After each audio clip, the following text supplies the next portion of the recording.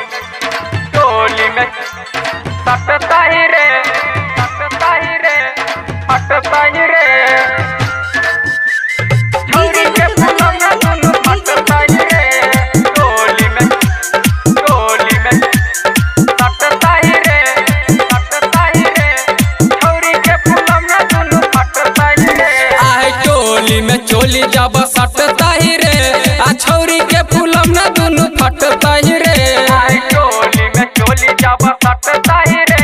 आ छौरी के फुलौना दुनु फटता ही रे टुकुर टुकुर सब देखतो बगल से टुकुर टुकुर सब देखतो बगल से छोरा पलट रहा हंसता ही रे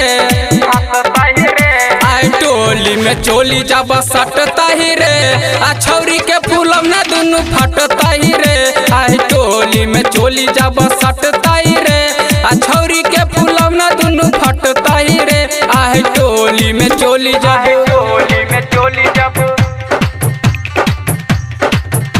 presented by Ma Ambe Recording Studio.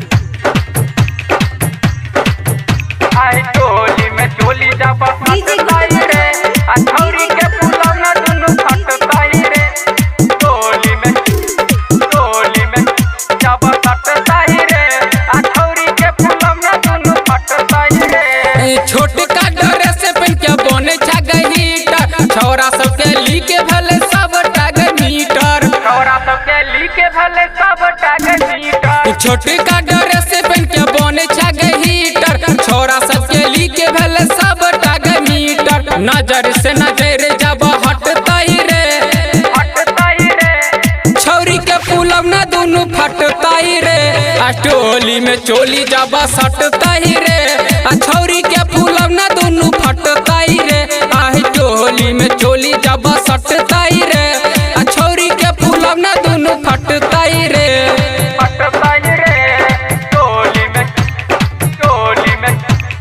टोली में सटता ही रे हटता ही रे छौरी के फुलौना दुनु फटता ही रे टोली में चोली जब सटता ही रे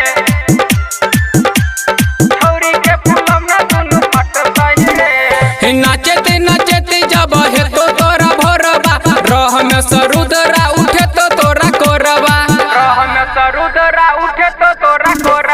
नाचते नाचते जब हे तो तोरा भोरबा रह में सरुदरा उठे तो तोरा कोरबा आ जाय अकेला मजा लुटता ही रे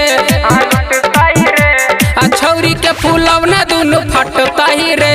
आ टोली में चोली जब सटता ही रे आ छौरी के फुलौना दुनु फटता ही रे आ टोली में चोली जब सटता ही रे आ छौरी के फुलौना दुनु फटता ही रे